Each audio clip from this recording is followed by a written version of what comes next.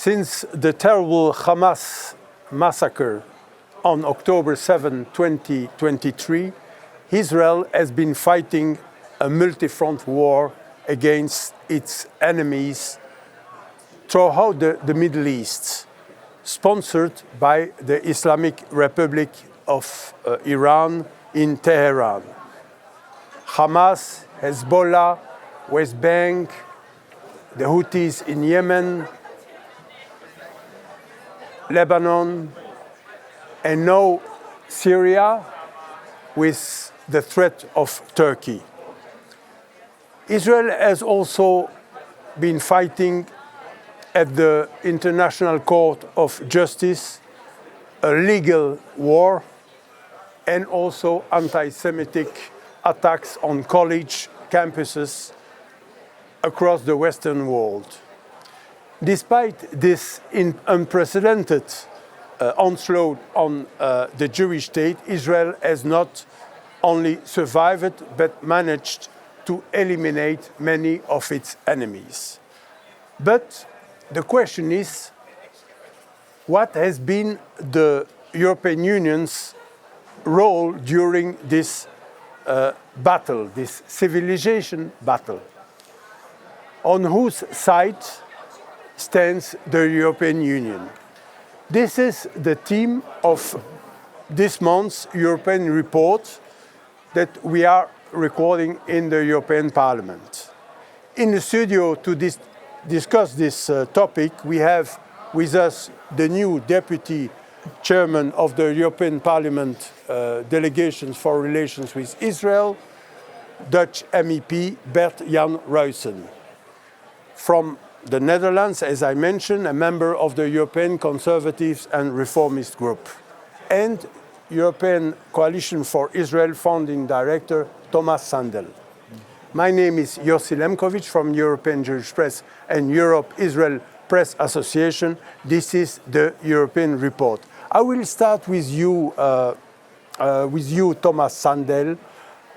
You have just returned from Israel, especially from Jerusalem, where the Israeli government hosted an international conference on combating anti-Semitism. The conference gave rise to many controversies, since some parties from the extreme right were invited to speak at the conference, and among them MEP Jordan Bardella from the French National Rally, but also we had the speakers from Vox in Spain and the Sweden Democrats. I would like to have your thoughts on the conference and on the recent decision by the Israeli government to start an official dialogue with these parties. Well, thank you. Thank you for the question, which I believe is very relevant for today. My short answer is very simple. I think we need to include everyone. We need to be inclusive. Everyone who wants to be involved in the fight against anti-Semitism should be included. I also think, and this was something that was stressed in Jerusalem several times, that united we stand, divided we fall.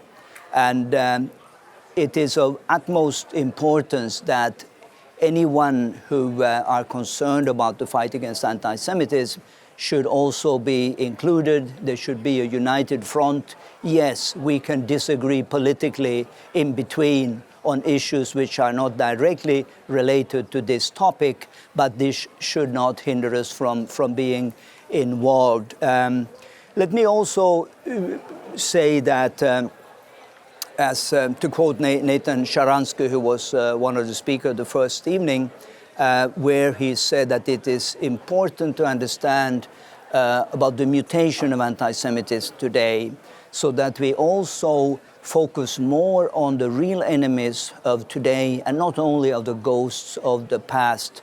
Because if there's anything that we have learned about anti-Semitism, it is the fact, as the late Rabbi Sachs said as well, that it mutates. And today, again, to quote Nathan Sharansky, he said, human rights is the new lingua franca of anti-Semitism. And that explains why the very institutions that were set up by the United Nations to protect human rights today are the new super spreaders of anti-Semitism. We're talking about the UN Human Rights Commission in Geneva, but also the ICC and ICJ, which we will discuss later in the program. But finally, let me also take the liberty to quote Nathan Sharansky again. He said, let us be clear that there is anti-Semitism on the political right, on the political left. There's anti-Semitism also at the center. The most important thing for us is that we fight the anti-Semites in our own ranks. But for me, I would add that we also engage with everyone who of a sincere heart wants to be involved. And this has been the policy of ECI for many years and will continue to be so. So for you, what is important is the question, who is good for Jews and for Israel? Absolutely, yes. I don't think we should apply intersectionalities to say that in order to be part of this coalition, you need to have this opinion on green transition, on European federal state, on this or that. There's only one question which is important. Are you sincere in your wish to get involved in the fight against anti-Semitism? This also includes, of course, other forms of racism and xenophobia. But I think the Israeli government made the right decision. MEP Bert-Jan Ruissen, you are the new chairman, as I mentioned, new deputy chairman of the European Parliament Delegation for Relations with Israel. In this delegation, all parties yes. are represented, yeah. even the patriots, I think. Yeah. What are your own thoughts on the idea of boycotting some parties because of their alleged history of anti-Semitism, past anti-Semitism, like National Rally in France? Yes, well, indeed, what you said in the Israel delegation, all political parties are represented. It's let's say in all the committees and also delegation, all the political parties from the right to the left are all present. That's how it works in the democracy. But your question is about, well, can we cooperate with people who are really anti-Semitic? Shall we boycott them or not? Well, for me personally, it's very clear. I cannot cooperate with a colleague who is really anti-Semitic. For example, recently, during the remembrance of the Holocaust, there was a colleague, from Poland, Mr. Brown. He started shouting about Gaza during the 2 minutes of silence. Unacceptable. So for me it's really impossible, for me it's really red line to work with such a guy who is really anti-Semitic.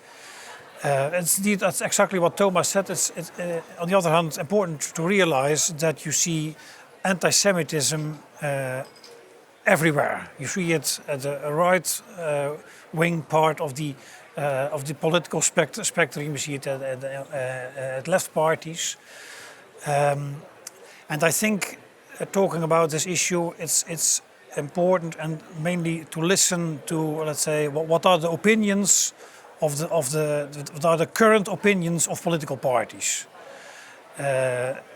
Don't just political parties just based on statements made in the past, statements made by former leaders in the past, but just parties on their current position.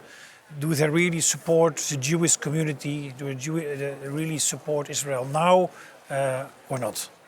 And do you think that the term extreme right is correct? Because I know that, for example, in your political group, European Conservatives and so, there are right parties on the right, I would say. Center, right. Yeah. But the extreme right name for these parties. Do you think it's correct? What I see is the term extreme right is really misused. It's a kind of label. They put it on the ECR sometimes, they put it on the Patriots. Then you get the label, oh, you are extreme, so we don't have to talk anymore with you. That's not how are people thinking, but that's not the correct way, because what's right? What is extra? What do you mean? When you support, let's say, the classic family, and when you are against abortion, people colleagues from the left consider you as then being very conservative or extreme right. So I think so ideas are more important. What they do, how they act, more important than how they are represented in the name. Indeed. I will also ask you, Mr. Ruissen, already mentioned that you are deputy chairman of this important European Parliament Delegation for relations with Israel, which is meeting on a regular basis to discuss topics. And I would like to know if you can share with our viewers some of the items which are now being discussed in the European Parliament in order to give, I would say, a stronger support to Israel during this ongoing battle against its enemies. So what are the main topics on the agenda? Yeah. Well, our responsibility as Israel delegation is first of all to support, let's say, the cooperation between the European Parliament and the Knesset, and to support the diplomatic relations with Israel. And it is really our goal and our intention as delegation to work with a very positive agenda and to see where can we support each other. There are a lot of areas where you can intensify indeed the cooperation. In the field of innovation, for example, in the field of trade, the field of startups, these kind of things. But you can imagine that also in our delegation meetings, we speak on a regular basis also about the current situation and about the war. And I think it's really important, especially also for us as members of the delegation, to speak about the war in a very balanced way. We have to underline that Israel has the right to defend itself. We have to underline that Israel is in the fight against a terror organization. But we have also to see that or to realize that the situation in Gaza is also very complex and that people in Gaza are really also suffering. So we have also to speak about, I think with Israel, about what can we do in order to prevent a further war and how can we prevent that that civilians are targeted. So it's a dialogue with Israel. It's also. a crucial dialogue. It's interaction. And I really, I have the feeling that it is really appreciated also by the Israeli government, especially our focus on the positive agenda to work together with Israel. Tomas Sandell, the host of the conference that you attended in Jerusalem was Israeli Minister of Diaspora Affairs and Combating Anti-Semitism, Amichai Shikli. He was scheduled to speak in this European Parliament last January in the framework of International Holocaust Memorial Day. But the visit was at the end cancelled because of security concerns. In other words, the European Parliament was unable to guarantee the security of a minister, an Israeli minister, during Holocaust Remembrance Day. What does it say about the current situation in Europe regarding anti-Semitism and the link between anti-Semitism, anti-Zionism and Gaza, and what can be done to change this situation. Let me start by saying what I think can be done to change the situation. I've said it before, and that is that my dream is that in the European Parliament, May 14 would be just as important as January 27. January 27, of course, is the International Holocaust Remembrance Day. May 14 is Israeli Independence Day. As long as we don't make a connection between the two, we will get nowhere in the fight against anti-Semitism, I'm afraid. Because the new anti-Semitism is anti-Israelism, is the being against the collective Jew. In this respect, the government of Israel, in this more specifically the Minister for Diaspora Affairs. And I think we need to have a greater understanding of an appreciation, I should say, of the Jewish state. What other people group in the world are living in the same place, speaking the same language, having the same religion as they did 3,000 years ago? Certainly not the Belgians, Yossi, certainly not the Dutch or the Finns for that matter.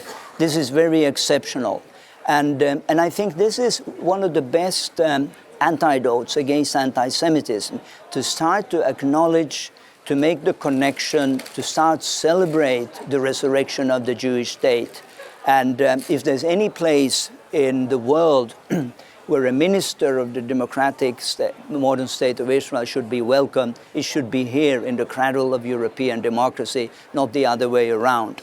So I have a solution, and I'll be happy to convey this also to Katharina von Schnurbein, to the president of this parliament and others, that the 14th of May would become a significant day here in the European Parliament, and I'm sure that Bert-Jan would agree with me.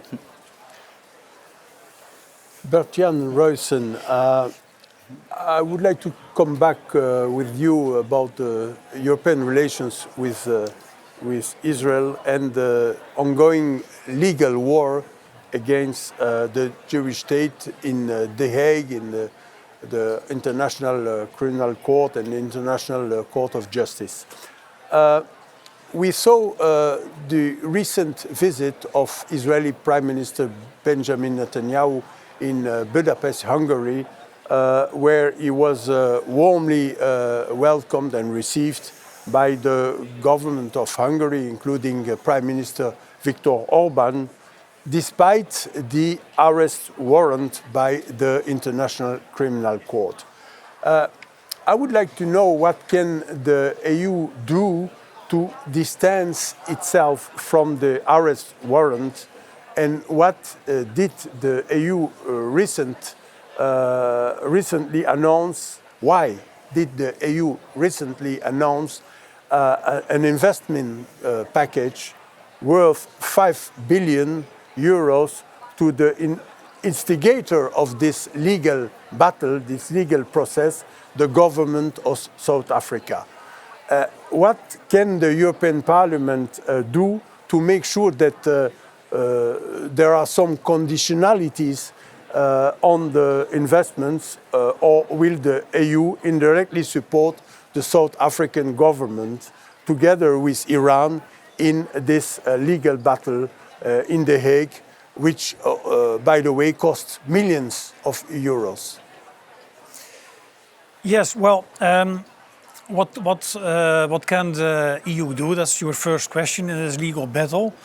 I think, first of all, my advice would be let all the leaders of Europe follow the example of Orban and Trump. What I mean is, let all the political leaders, let the leaders of the different member states receive Netanyahu as Prime Minister of Israel, even friendly as Orban did. Because I fully share your concerns about the ICC arrest warrant which is very selective, is based on insufficient evidence. So Europe has to make clear that we don't follow that request. But unfortunately, you see a lot of member states who are doubting, are not very clear about their position, are trying to become a bit neutral. But I think in this case, you cannot be neutral. But talking about South Africa, for example, what about South Africa? Well, indeed, the EU is subsidizing African countries, also South Africa. It's, I think, important to realize that this budget is part of the global gateway and is part of, let's say, the whole package of supporting the African countries. So there's no, to be honest, clear link between the ICC and the position of South Africa in the ICC procedure and the subsidy of the EU. But I don't support the request of South Africa, let's be very clear on that. But it's a bit difficult, complicated, in my opinion, well, to come with clear conditionalities in this respect, because I fully disagree with South Africa, but it is a right of an independent country, well, to go to a court and to ask for a request. So a conditionality scheme is a bit difficult, I think, in this respect. I think it's more important, talking about conditionality, to think about conditionality for the money we give to the Palestinian Authority in order to stress them to stop with the Palestinian school books. And I think also when we talk about UNRWA, I think also a system of conditionality is really important there. By the way, several countries, member states in Europe have said that, for example, Belgium and also France, that they wouldn't follow the warrant arrest if Prime Minister would visit the country. Yes, so, that's a good signal. That's a really good signal. Yeah. Same question to you, Tomas Sandell, about this South Africa and the subsidies for... Yes. Well, first of all, I think for our viewers, it's international law is very complicated. When we speak about ICC, ICJ, let us say we're speaking about the International Criminal Court, International Court of Justice, both of them based in The Hague, in the capital of the Netherlands. I think in practice, and we have dealt with this in previous programs, the ICC arrest warrant is dead. I said that already in January when the government of Poland came to the only rational conclusion to say that if an Israeli minister, if Netanyahu would visit the 80th anniversary of the liberation of Auschwitz, he would not be arrested. But the governments of Italy, the governments of France, and now the latest is the Prime Minister of Belgium. He got the same question and he said, listen, international law, he knows what that means, but realpolitik is something different. And we all know what an embarrassment that would be if the leader of the only Jewish state in the world would be arrested in a European capital. So, but let's also come back to the role of South Africa, which didn't start this year or last year. It goes back, way back.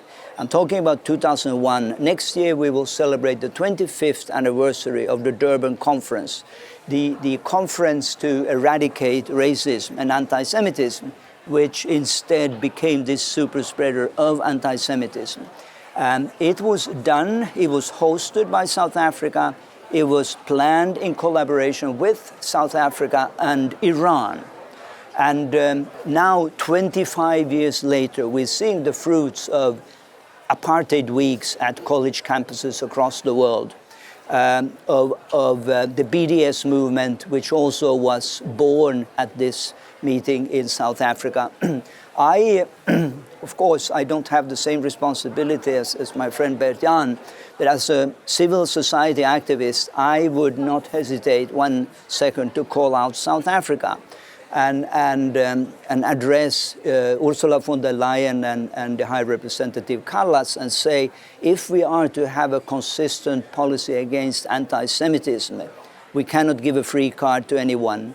And it's clear to everyone what role South Africa is playing, has played for the last 25 years in demonizing the Jewish state. And I think there's a responsibility of the European Union to call this out and not just commit another 5 billion in investments without asking any questions. Let me also say that not next year, but in November this year, we will be marking the 50th anniversary of the UN resolution, Zionism is racism. So everything comes in cycles, and we need to remain vigilant so that we don't let this new, in this case, global left Islamist agenda of anti-Semitism using human rights as a fig leaf to give it any acceptance. And that's why I believe just as much as it is important that we look at the anti-Semitism on the political right, especially in the United States today, that we are aware of this evil scheme by those who are really the enemies of the Jewish state. This brings us to an end of this edition.